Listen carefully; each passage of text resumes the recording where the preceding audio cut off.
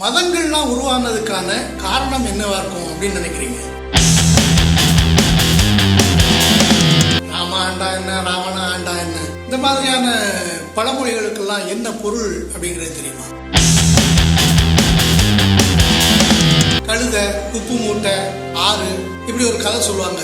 அந்த கதை எதை குறிக்குது அப்படின்னு தெரியுமா உங்களுக்கு? மார்க்சியராவும் அப்படிங்கிற பகுதியினுடைய அடுத்த பகுதியான இதுல ஆண்டான் அடிமை அந்த சமூகம் குறித்து நம்ம பார்க்க இருக்கிறோம்.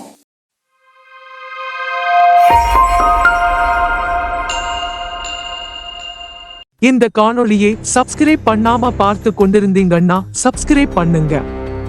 இது குறித்து உங்க கருத்து என்ன மாதிரி இருந்தாலும் மறக்காம கமெண்ட்ல தெரிவிங்க. அதுக்கு பதிலளிக்க நான் காத்திருக்கேன். இது உங்களுக்கு பிடிச்சிருந்தா லைக் பண்ணுங்க. உங்களுக்கு தெரிஞ்சவங்க கிட்ட அறிமுகப்படுத்தி பார்க்க சொல்லுங்க. ஷேர் பண்ணுங்க. வாங்க காணொளியை பார்க்கலாம். ஹாய், எப்படி இருக்கீங்க? எல்லாரும் நல்லா இருப்பீங்கன்னு நினைக்கிறேன். இந்த தொடருடைய கடந்த பகுதியில பழைய பொது உடைமை சமூகம் அது குறித்து பார்த்தோம். அதனுடைய தொடர்ச்சியா இந்த பகுதியில ஆண்டான் அடிமை உற்பத்தி முறை அது குறித்து பார்க்க இருக்கிறோம். ஆண்டான் அடிமை அந்த சமூகம் குறித்து பார்க்கறதுக்கு முன்னாடி சில குறிப்புகளை நம்ம பார்த்தோம். முதல்ல வர்க்கம் அப்படின்னா என்ன? கடந்த பழைய பொது உடைமை காலகட்டத்தில் வர்க்கம் அப்படிங்கிற ஒண்ணு கிடையாது. எல்லாருமே சமம். ஒரு குழு இருக்குன்னா அந்த குழுவுக்குள்ள இவன் பெரியவன், இவன் சின்னவன், இவன் உயர்ந்தவன், இவன் தாழ்ந்தவன், அவனுக்கு மதிப்பு அதிகம், இவனுக்கு மதிப்பு குறைவு அப்படிங்கிற மாதிரிலாம் எதுவுமே கிடையாது. எல்லாரும் வேலை செய்வாங்க, கிடைக்கிறது எல்லாரும் சாப்பிடுவாங்க, கிடைக்கலன்னா எல்லாரும் பட்டினி கிடப்பாங்க. இப்படியான ஒரு நிலை அது. அப்போ மனிதன் அப்படின்னா எல்லாரும் சமந்தான் ஒரு குழு அப்படிங்கிற அடிப்படையில்.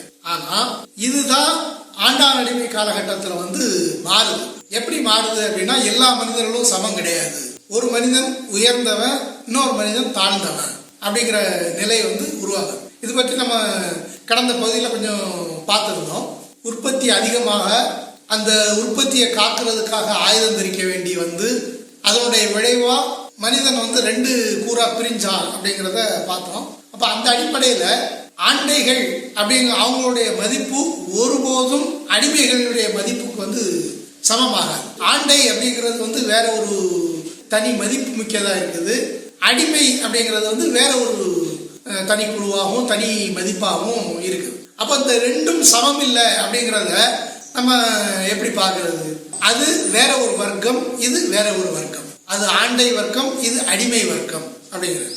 வர்க்கம் அப்படின்னா என்ன அப்படின்னா ஒரே நிலைமையின் கீழே ஒரே தொழில் அடிப்படையில வாழுகிற ஒரு மக்கள் கூட்டம் அப்படின்னு சொல்லி எடுத்துக்கலாம்.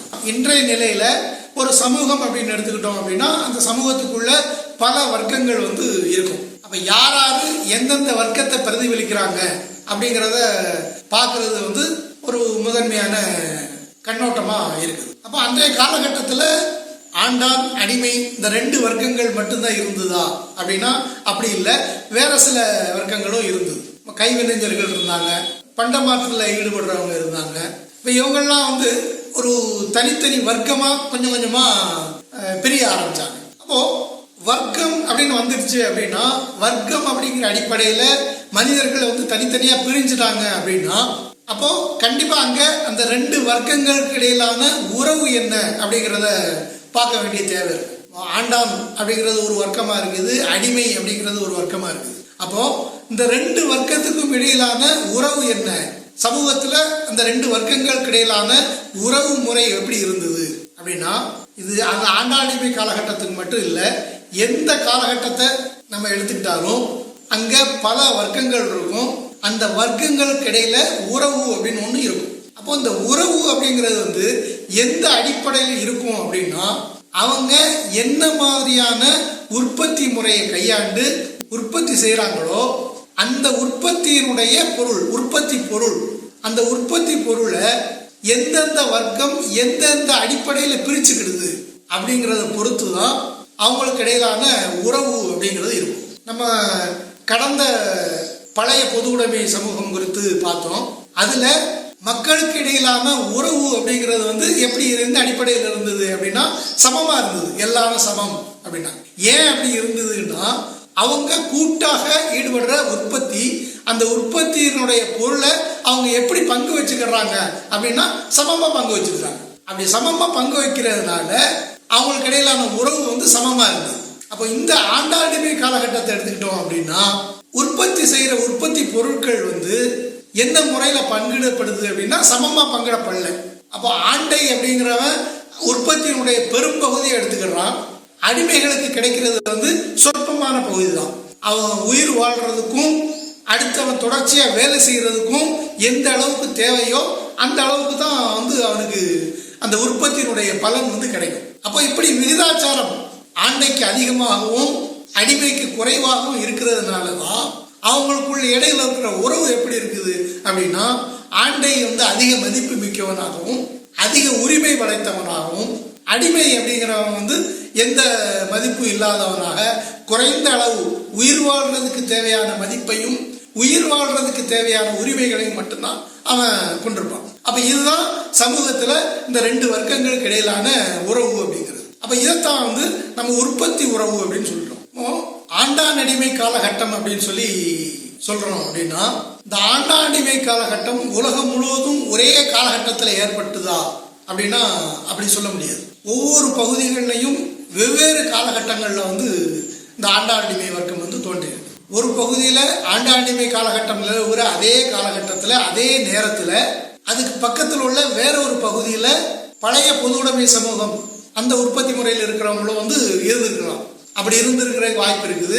இந்த மாதிரி உலகம் முழுவதும் எடுத்துக்கிட்டோம்னா அக்கம் பக்கமாக தான் இந்த ரெண்டு சமூகங்களும் வந்து இருந்திருக்கு. அதனால உலகம் முழுவதும் ஒரே காலகட்டத்தில் பழைய பொது உடைமை முறை வந்து மாறி ஆண்டாண்டிமை முறைக்கு உற்பத்தி முறைக்கு மாறிட்டாங்க அப்படின்னு சொல்லி சொல்ல முடியாது. அதே நேரத்தில் இன்னொரு விஷயம் என்ன அப்படின்னா இந்த ஆண்டாண்டிமை உற்பத்தி முறைக்கு ஆண்டாண்டிமை சமூகத்துக்குள்ள வந்த மக்கள் கூட்டங்கள் இருக்கு இல்லையா, இந்த சமூகங்கள் அத்தனையும் ஒரே தன்மையில இருக்குமா அப்படின்னா அப்படியே இருக்க முடியாது. ஐரோப்பிய பகுதிகளில் இருந்த ஆண்டாண்டிமை காலகட்டம் அப்படிங்கிறது ஒரு தன்மையில் இருக்கும். ஆசிய பகுதிகள் எடுத்துக்கிட்டோம் அப்படின்னா அங்க இருந்த ஆண்டாண்டிமை காலகட்டம் அப்படிங்கிறது வந்து வேற ஒரு தன்மையில் இருக்கும். அடிப்படை ஒண்ணுதான், ஆனா சில வேறுபாடுகள் வந்து இருக்கும். நம்ம தெளிவாக புரிஞ்சுக்கிட வேண்டியது என்ன அப்படின்னா பழைய பொது உடைமை காலகட்டம் சொல்றோம் இல்லையா, அந்த காலகட்டத்தில் உலகம் முழுவதும் ஒரே மாதிரி இருந்தது. அதுக்கு பிறகு ஆண்டாடிமை காலகட்டத்துக்கு வருது அப்படின்னா அப்போ வந்து கால வேறுபாடும் இருக்குது, தன்மை வேறுபாடும் இருக்குது. ஒரே காலகட்டத்திலையும் வரல, ஒரே தன்மையிலையும் இல்லை. இந்த ரெண்டு வித்தியாசங்களையும் சேர்த்து தான் நம்ம இந்த ஆண்டாடிமை காலகட்டத்தை வந்து புரிஞ்சுக்கணும். ஆண்டான் அடிமை உற்பத்தி முறை அப்படின்னா என்ன? அதுக்கு முந்தைய காலகட்டத்தில் அதிகாரம் அப்படிங்கிறது வந்து பெரிய அளவில் இல்லை. சில ஒழுங்குமுறைகள் வந்து இருந்திருக்கும். நீங்கள் இந்த எல்லையை தாண்டி போகக்கூடாது, அந்த வேலையை செய்யக்கூடாது அப்படிங்கிற மாதிரி பொதுவான சில ஒழுங்குகள் இருக்கும். ஆனால் அது வந்து அதிகாரமாக இருக்காது. நான் சொல்கிறேன் நீ செய் அப்படிங்கிற மாதிரியான அதிகாரமாக வந்து அங்கே இருக்காது. ஆனால் இப்போ இந்த ஆண்டாடிமை காலகட்டத்தில் என்ன வருதுன்னா அதிகாரம் வருது. நம்ம ஏற்கனவே பார்த்தோம், ஒரு குழு வந்து ஆயுதம் தாங்கி இருந்தது. அவங்க எப்போதும் ஆயுதத்தை கையில் வச்சுருந்தாங்க. அப்படி ஆயுதத்தை எப்போதும் கையில் வச்சிருக்கிறதுனுடைய விளைவா அப்படி ஆயுதங்களை கையில் வச்சிருக்கிறாத அப்படி ஆயுதங்களை கையில் கொண்டிருக்காத பிற மனிதர்களை வந்து அடக்குனாங்க அப்படின்னு. அப்போ இந்த காலகட்டத்தில் ஆயுதங்கள் இல்லாத அந்த மக்கள் வந்து இப்போ அடிமையாயிட்டாங்க. ஆயுதங்களையும் உற்பத்தி செய்யப்பட்ட சொத்துக்களையும் கையில் வச்சிருக்கிற மனிதர்கள் வந்து ஆண்டைகள் ஆயிட்டாங்க. அப்போ இங்க ஆண்டைகளுக்குன்னு சொல்லி தனி மதிப்பு இருக்குது, உயர் மதிப்பு இருக்குது. அப்ப அவங்க என்ன சொல்றாங்களோ அதை செய்தே ஆக வேண்டிய கட்டாயத்துல அடிமைகள் இருக்கிறாங்க. அவங்க அதை மீற முடியாது. அப்போ இங்க அதிகாரம் வருது. அப்ப இந்த அதிகாரத்தின் வழியாக சமூகத்தில் இருக்கிற அத்தனையும் ஆண்டைகளினுடைய உடைமையா வந்து ஆகும். அவங்க என்ன சொல்றாங்களோ அதுதான் அங்க நடக்கணும். அடிமைகளுக்கு அப்படின்னு சொல்லி பெரிய அளவுல எந்த உரிமையும் வந்து கிடையாது. ஒரு ஆடு மாடு மாதிரி தான், கால்நடை மாதிரி தான். தேவைப்பட்டா வச்சுக்குவாங்க, தேவையில்லைன்னா கொண்டு தூக்கி போட்டுருவாங்க. அதே மாதிரி தான் மனிதனும். அவன் எந்த அளவுக்கு உழைக்கிறதுக்கு தயாராக இருந்தாலும் அந்த அளவுக்கு தான் அவன் மதிப்போடு இருப்பான். ஆண்டையை எதிர்த்தாலோ இல்லது உழைக்க மறுத்தாலோ அவன் கடுமையாக தண்டிக்கப்படுவான். அப்போ அதில் அந்த தண்டனையின் வழியாக அவன் செத்து போயிட்டான்னா கூட ஆண்டைகளை வந்து யாரும் கேள்வி கேட்க முடியாது. அப்போ இதுதான் அந்த ஆண்டான் அடிமை சமூகமாக இருக்குது. நம்ம கேள்விப்பட்டிருக்கோம் முன்னாடி ஹம்முராபி அப்படிங்கிற அரசன் ஒருத்தன் முன்னாடி இருந்தான் மெசொப்பொட்டாமியா பகுதியில் அப்படின்னு கேள்விப்பட்டிருப்போம். இந்த ஹம்முராபி அப்படிங்கிறது தான் முதல்ல சட்டங்களை உருவாக்கிய அரசன் அப்படின்னு சொல்லுவாங்க. அப்ப இந்த ஹம்முராபி சட்டம் அப்படிங்கிறது என்ன அப்படின்னா கண்ணுக்கு கண் பல்லுக்கு பல் அப்படின்னு சொல்லுவாங்க. அந்த முறையில கொடூரமான தண்டனை முறைகளா இருந்தது. அப்ப இதனுடைய தொகுப்பு என்ன அப்படின்னு பார்த்தோம் அப்படின்னா அடிமைக்கு எந்த விதத்திலும் சமூகத்துல உரிமை இல்லை அப்படிங்கிறது தான் அந்த சட்டத்தினுடைய ஒட்டுமொத்த சாராம்சமான பொருளா இருக்கும். அடிமைக்கு பெரிய அளவுல எந்த மதிப்பும் இல்லை, எந்த உரிமையும் இல்லை அப்படிங்கிறத சட்டம் ஒரு வகையில சொல்லுது. அப்படின்னா இதே முறைய சமூக அடிப்படையில, பண்பாட்டு அடிப்படையில, கலாச்சார அடிப்படையில புகுத்துறதுக்காகத்தான் மதங்கள் உருவாகி வந்தது. ஏற்கனவே மனிதனுக்கு வழிபாட்டு நம்பிக்கைகள் இருந்தது. முன்னோர்களை, இறந்து போன முன்னோர்களை வழிபடுறது, இயற்கையை வழிபடுறது, அவங்கள கடவுளா நினைக்கிறது அப்படிங்கிற பழக்கம்லாம் முந்தைய காலத்துல இருந்து படிப்படியா உருவாகி வந்தது. அந்த வழிபாட்டு முறைகள், கடவுள் மீதான நம்பிக்கை, இதையெல்லாம் இந்த ஆண்டாடிமை காலகட்டத்துல தான் உருத்திரண்டு ஒரு மதம் அப்படிங்கிற இறுக்கமான வடிவத்தை பெறுது. அப்ப ஏன் இந்த மதம் அப்படிங்கிறது உருவாக வேண்டிய தேவை என்ன அப்படின்னா இங்க வர்க்கமா ரெண்டு இதா பிரிஞ்சிருக்குது. ஆண்டான், அடிமை அப்படின்னு ரெண்டு வர்க்கமா மனிதர்கள் பிரிஞ்சிருக்கிறாங்க. அப்ப ஆண்டைக்கு எல்லா அதிகாரமும் உரிமையும் இருக்குது. அடிமைக்கு அவன் உயிர் வாழ்றதை தவிர வேற எந்த உரிமையும் இல்லை. அப்ப இப்படி இருக்கிற காலகட்டத்துல மனிதர்களுக்கு இடையில மோதல் ஏற்படுமா அப்படின்னா கண்டிப்பா மோதல் ஏற்பட்டிருக்கும். இந்த மோதல் அப்படிங்கிறது தொடக்க காலத்துல இருந்து படிப்படியா நீடிச்சுக்கிட்டே அது ஒரு சிக்கலா மாறும். அப்ப இந்த சிக்கல்களை அடக்கி ஒடுக்கிறதுக்கு, இந்த எதிர்ப்பை சமாளிக்கிறதுக்கு தான் ஒரு வகையில சட்டம் வருது. மறுபக்கம் அதே வேலையை செய்யறதுக்கு தான் மதங்கள் வருது. நீங்க இந்த மதம் அந்த மதம் அப்படின்னு தனித்தனியா பிரிச்சு பார்க்க வேண்டியதில்லை.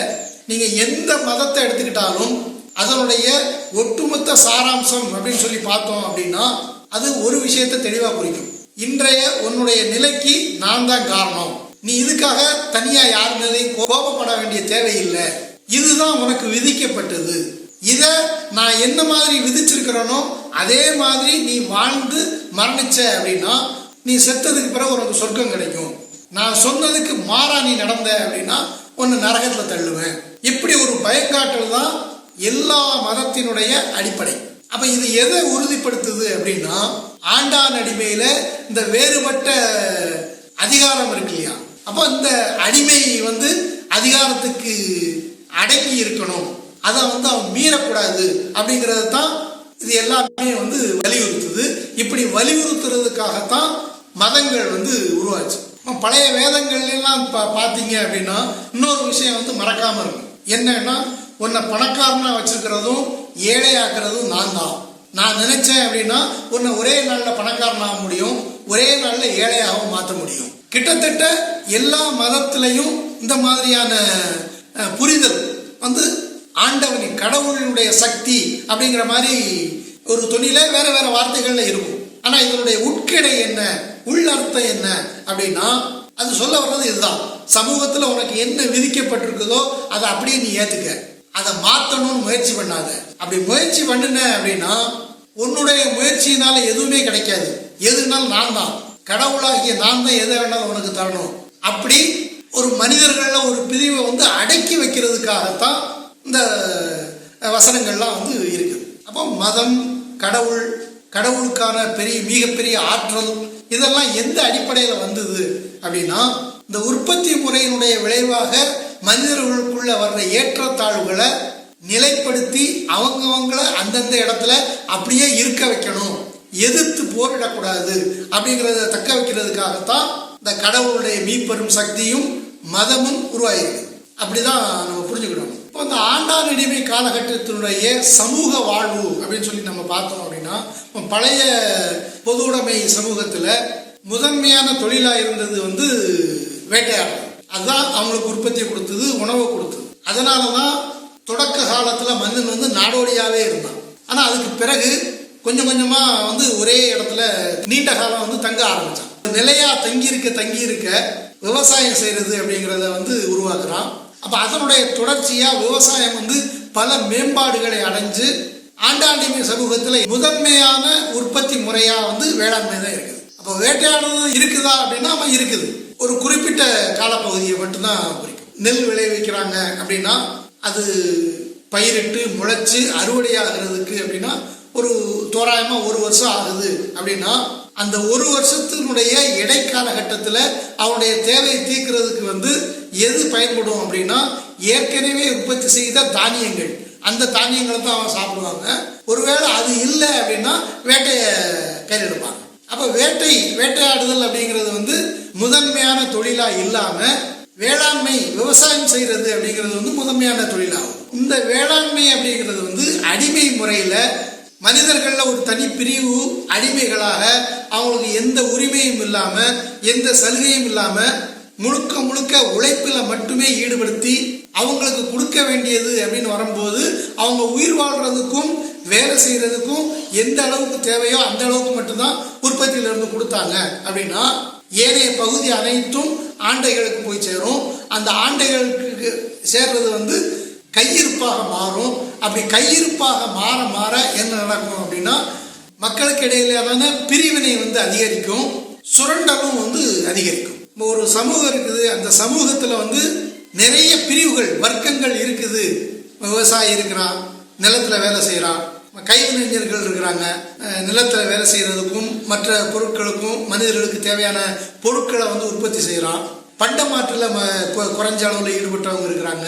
அப்போ இவங்கெல்லாம் இந்த மாதிரி தனித்தனி பிரிவுகளில் இருக்கிறாங்கன்னா அதனுடைய அடிப்படை காரணம் என்னன்னா அவங்களுடைய உணவு தேவையை பூர்த்தி செய்யறதுக்கு தேவையான கையிருப்பு வந்து அந்த சமூகத்தில் இருக்குது அப்படிங்கிறது தான். அப்போ கையிருப்பு இல்லை அப்படின்னா மனிதன் இந்த மாதிரி வர்க்கமா சமூகமா தனித்தனியா பிரிய வேண்டிய எந்த தேவையும் இல்லை. அப்போ கையிருப்பு அதிகரிக்க என்ன நடக்குதுன்னா ஒரு பக்கம் மனிதன் தனித்தனி வர்க்கமா பிரிகிறான், மறுபக்கம் உழைப்பு சுரண்டல் வந்து அதிகரிக்குது.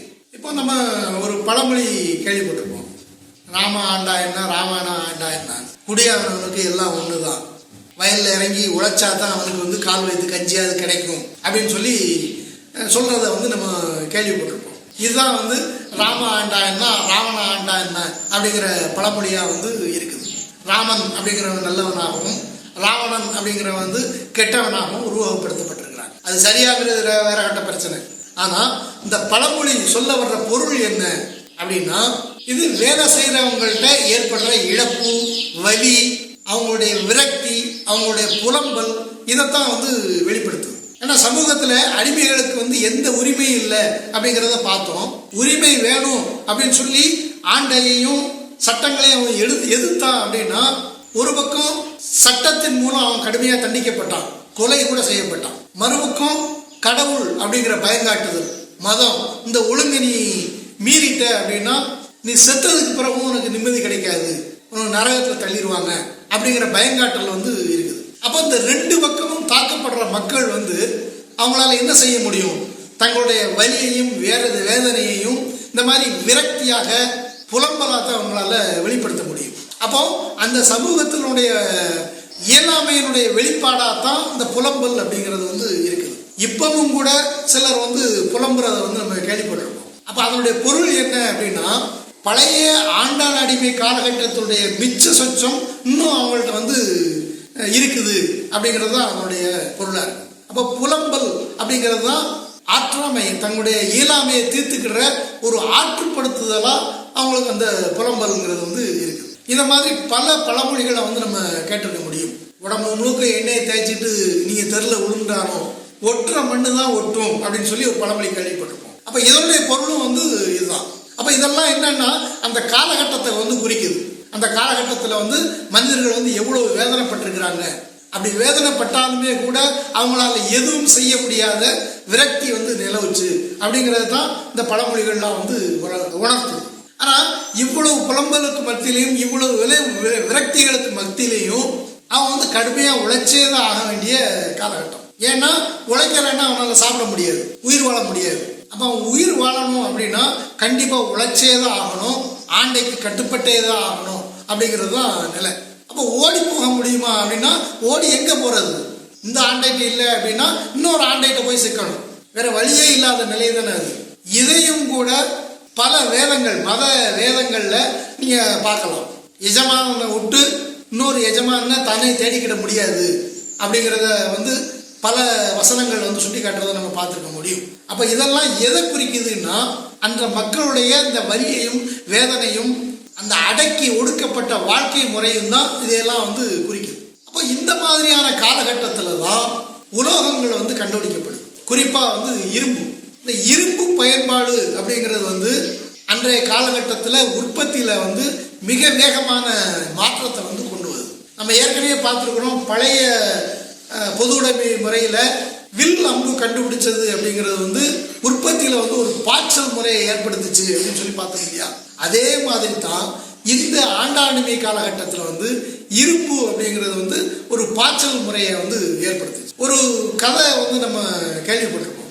ஒருத்தர் தன்னுடைய கழுதை மேல மிக பாரமா உப்பு மூட்டையை ஏற்றி வச்சு கொண்டு போய்கிட்டே இருக்கிறான். வழியில ஒரு ஆறு குறுக்கிடுது. அந்த ஆற்றை கடந்துதான் அந்த கழுதையும் உப்பு மூட்டையும் அவங்க ஏற்றி கொண்டு போகணும். ஒரு நாள் கழுதை கால் தட்டி ஆற்றுக்குள்ள விழுந்துருச்சு. அப்படி விழுந்ததோட உப்பு மூட்டையும் சேர்ந்து விழுந்தது. தண்ணியில் விழுந்ததுனால உப்பு மூட்டை வேகமாக கரைஞ்சு அவன் கழுதையை எழுந்துருச்சு. மீண்டும் அந்த உப்பு மூட்டையை தூக்கி வைக்கிறதுக்குள்ள அந்த உப்பு கரைஞ்சு அதனுடைய கணம் குறைஞ்சிருச்சு. அப்போ இதை புரிஞ்சுக்கிட்ட கழுதை ஒவ்வொரு முறையும் அந்த ஆற்றுக்குள்ள தவறி விழுற மாதிரி விழுந்து கணத்தை குறைச்சது அப்படிங்கிற மாதிரி ஒரு கதை நம்ம கேள்விப்பட்டிருக்கோம். இந்த கதையோட உட்பொருள் எதை குறிக்குது அப்படின்னா, ஆண்டாடிமை காலகட்டத்தினுடைய மக்களுடைய வாழ்க்கையை தான் குறிக்குது. விவசாயம் தான் முதன்மையான தொழிலாக இருக்குது. அப்போ அதை உழுகிறதுக்கு உழுக்கறி, கொழு அப்படின்னு சொல்லுவாங்க. அந்த கொழு மரத்தால் செய்யப்பட்டிருக்கும். அப்படி இல்லை அப்படின்னா விலங்குகளுடைய எலும்பால செய்யப்பட்டிருக்கும். அதை வச்சுதான் மனிதன் உழுதுட்டு இருந்தான். ஏதோ ஒரு நாள் குறிப்பா அந்த கொழு உடஞ்சிருச்சுன்னு வச்சுங்க. அப்போ அடுத்த கொழு தயாரிச்சு கொண்டு வர்றது வரைக்கும் உழுகிறதுல இருந்து மனிதனுக்கு கொஞ்சம் ஓய்வு கிடைச்சு, வாய்ப்பு கிடைக்கிற போதெல்லாம் வேணும்னே அந்த கொழுவை உடைச்சு விட்டான். அப்படி உடைச்சிட்டு அடுத்து உழுறதுல இருந்து கொஞ்சம் ஓய்வு எடுத்துக்கிட்டான். இந்த மாதிரியான அந்த காலகட்டத்தினுடைய மனிதர்களுடைய எண்ண ஓட்டத்தை தான் இந்த கதை கழுதையா பிரதிபலிக்குது. ஆனா இந்த நிலைமைய இரும்பு கண்டுபிடிக்கிறது, உலோகம் கண்டுபிடிக்கிறது அப்படிங்கிறது மாற்றி அமைக்கிறது. இந்த உலோகம் இரும்புலாம் கண்டுபிடிச்சதுக்கு பிறகு அந்த கொழு இரும்பால செய்தாங்க. அப்ப இரும்பால செஞ்சாங்க அப்படின்னா அது உடைகிறதுக்கோ இல்லை அது உழைக்கிறதுக்கோ பெரிய அளவில் வாய்ப்பு இல்லை. அதனால மேலும் அதிகமா அவங்க உழுறதுக்கு நிர்பந்தப்படுத்தப்பட்டாங்க. இதை பல விதங்கள்ல நம்ம பார்க்கலாம். மரக்கொழு அப்படின்னா ஒரு நாளைக்கு இவ்வளவுதான் உழணும் அப்படிங்கிற நிர்பந்தம் ஆண்டைக்கும் சரி அடிமைக்கும் சரி இருந்தது. ஏன்னா அதுக்கு மேல உழுதோம் அப்படின்னா அது உடஞ்சு போறதுக்கு வாய்ப்பு இருக்குது அப்படிங்கிறது. ஆனா இரும்பு பயன்பாட்டுக்கு வந்ததுக்கு பிறகு நீங்க எவ்வளவு நேரம் எவ்வளவு நிலத்தை உழுதாலும் அது ஒருபோதும் உடையாது அப்படிங்கிறத உறுதிப்படுத்துது. அப்ப இது ஒரு பக்கத்துல வேலை பழுவை அதிகரிக்குது. இன்னொரு புறம் பார்த்தோம் அப்படின்னா விளைநிலங்கள் அப்படிங்கிறது எப்போதுமே பெரிய பெரிய மரங்கள் இல்லாத பகுதிகளை தான் விளைநிலமா மாற்ற முடியும். ஏன்னா பெரிய மரமா இருந்ததுன்னு வச்சுங்க, அதை மனிதர்களால எதுவுமே செய்ய முடியாது. அவனால அவ்வளவு பெரிய மரத்தை வெட்டிலாம் அப்புறப்படுத்த முடியாது. ஆனா இரும்பு கண்டுபிடிச்சதுக்கு பிறகு வேற என்ன மாற்றம் வருதுன்னா, எவ்வளவு பெரிய மரமா இருந்தாலும் சரி அவன் கோடாரி மாதிரியான கருவிகளை வச்சு வெட்டி தூக்கி எறிஞ்சிட முடியும். அப்படி வெட்டி தூக்கி எறிஞ்சதுக்கு பிறகு விளைநிலங்கள் வேகமா அதிகரிக்குது.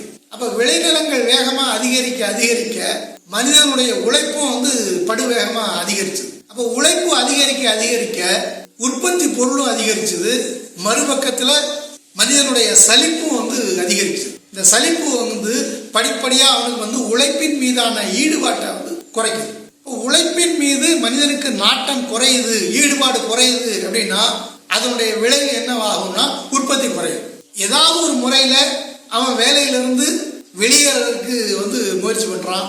மறுபக்கம் வேலையிலிருந்து வெளியேற முயற்சி பண்ற மனிதர்களை என்னதான் தண்டிச்சாலும் எவ்வளவு பேரத்தான் கொலை பண்ண முடியும், எவ்வளவு பேரத்தான் அடிச்சு நொறுக்க முடியும். நீ முதுகுத்தோல்லாம் அடிச்சு கிழிச்சாலும் கூட உழைக்கிறதுல ஈடுபாடு இருந்தா மட்டும்தான் உற்பத்தி அதிகரிக்கும். இல்லைன்னா என்ன ஆகும்? உற்பத்தி குறையும். அப்படி உற்பத்தி குறையும் போது அப்ப அவங்களுக்கு கொடுக்கிற உற்பத்தியினுடைய பங்கும் குறையும். அப்படி குறைய குறைய ஆண்டைக்கும் அடிமைக்கும் இடையில மோதல் உருவாகும். மோதல் உருவாகி வளர்ந்துக்கிட்டே இருக்கும்.